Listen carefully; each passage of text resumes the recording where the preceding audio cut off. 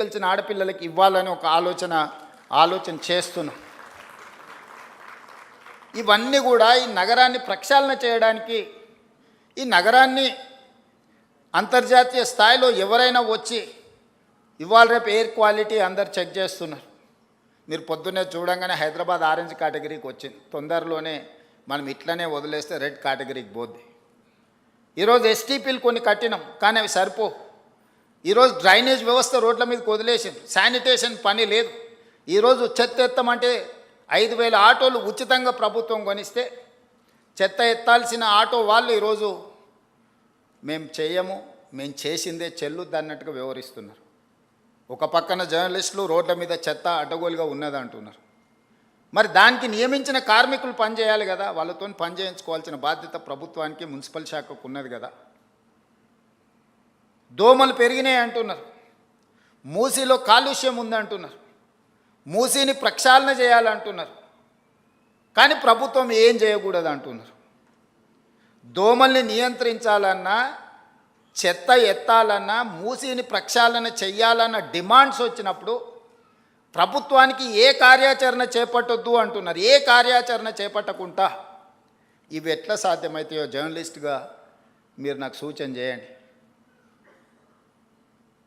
Gujarat Ahmedabad Sabarmati river front కట్టుకుంటుంది. 10,000 కుటుంబాలను తరలించింది అక్కడి నుంచి. వాళ్ళు సరైన ప్యాకేజ్ కూడా ఇవ్వలేకపోయారు. ఈరోజు ఢిల్లీ యమునా నదిని ప్రక్షాళన చేస్తారు. ఉత్తరప్రదేశ్ గంగా నది ప్రక్షాళన చేసిన మన గొప్పగా ప్రపంచానికి ప్రచారం కల్పించుకుంటారు. నాకేం అభ్యంతరం లేదు, మంచిది. It is an a good programme, activity. Why can't Musi river development?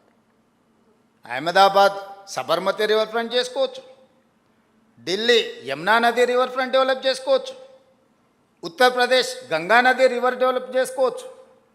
Hyderabad నగరం మాత్రం మూసీ నదిని ప్రక్షాళన చేయొద్దు అనడము ఏ మేరకు సమంజసము? నేను ఒకటే అడుగుతున్నా, వద్దనే వాళ్ళని. మీరు మొత్తం ప్రాజెక్టే వద్దంటున్నారా? ప్రాజెక్టు నిర్మించేటప్పుడు నిర్వాసితులుగా మారే వాళ్లకు సరైన సహాయాన్ని అందించాలంటున్నారా? మీకు స్పష్టత ఉండాలి. నిన్న మన ఒక అపార్ట్మెంట్కు సంబంధించిన చర్చ జరిగింది, ఎందుకంటే అక్కడ జర్నలిస్ట్ మిత్రులు ఉన్నారు. నేను కన్వే చేసిన, అది 7 acres ఉంది.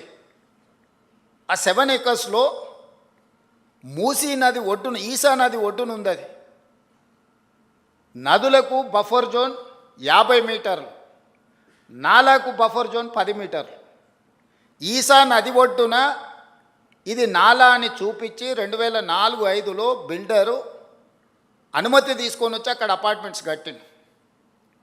2004 తర్వాత 2012లో చట్టాన్ని సవరించి స్పష్టంగా నాలా అయితే ఎంత ఉండాలో,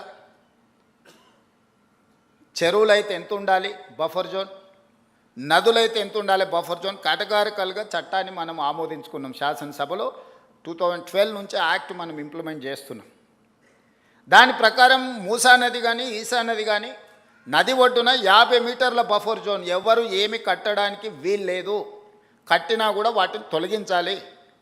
భూ యాజమాన్య హక్కులు మీ దగ్గర ఉన్న నష్టపరిహారం ఇస్తారు తప్ప అందులో ఎలాంటి నిర్మాణాలు జరగడానికి లేదు. NGT directions, supreme court directions, all constitutional authorities have decided to remove all these buffer zones.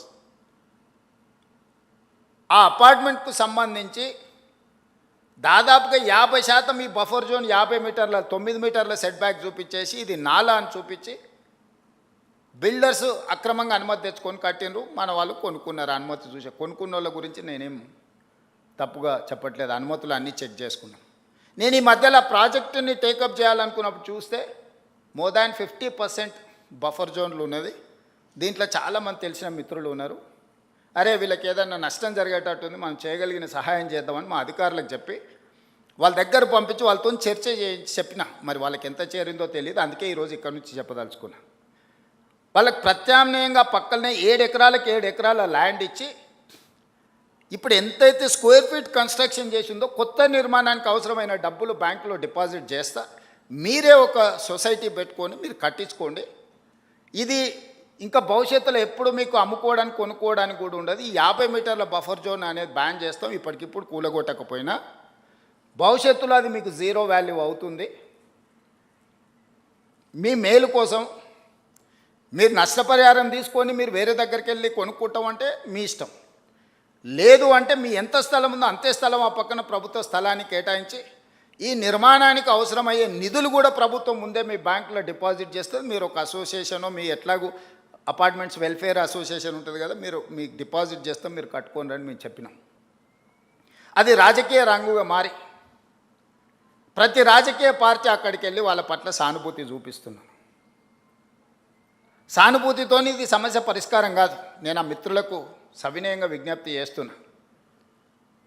50 మీటర్ల చట్టము అమల్లో ఉంది. ఆ చట్టాన్ని నేను మార్చలేను.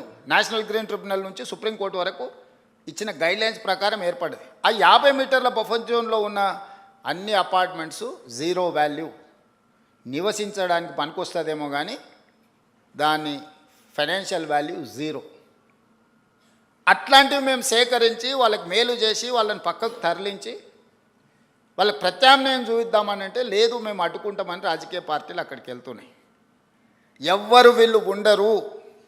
2 రోజులు టీవీలలో పేపర్ల వార్తల కోసం మీ దగ్గరకు వస్తారు. మీ కన్నీళ్ళు వాళ్ళకు ఓట్లుగా మార్చుకుందామన్న ఆలోచన చేస్తున్నారు తప్ప మీకు సహాయం అందించాలనుకుంటే ప్రభుత్వంతో చర్చించాలి. అవునయ్యా, వీళ్ళకి ఇక్కడ నష్టం జరుగుతుంది, నువ్వు ప్రత్యామ్నాయంగా ఏమిస్తావో చెప్పు అని ప్రభుత్వంతో చర్చించాలి వచ్చే ప్రతినిధులు.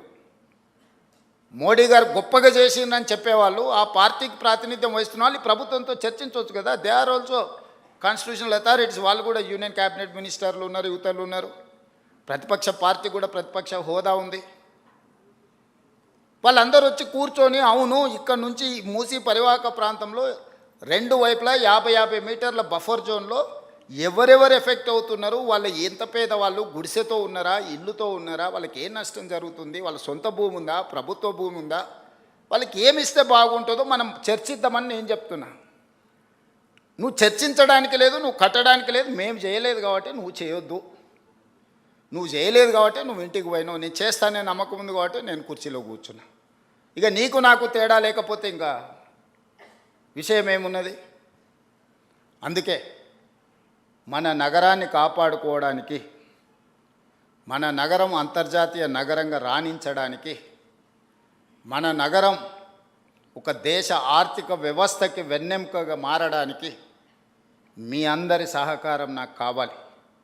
ఇది నేను నా ఒక్కడి కోసం, నా ఇంటి కోసం చెప్పడం లేదు. మీరందరూ మహిళా జర్నలిస్టులు అనుకుంటే రేపు 13th రోజు తాజ్ కృష్ణాలో పవర్ పాయింట్ ప్రజెంటేషన్ ఈ మూసీ నది మీద ఫేజ్ 1 మీద ఈరోజు డీటెయిల్ ప్రాజెక్ట్ రిపోర్ట్ ఇవ్వబోతున్నా. గాంధీ స్టాచ్యూకి 5,000 కోట్లు ఖర్చు పెడుతున్నారు. ఎవడన్నా బుర్రుండేటోడు 5,000 కోట్లు ఖర్చు పెడతాడు ఆ స్టాచ్యూకి.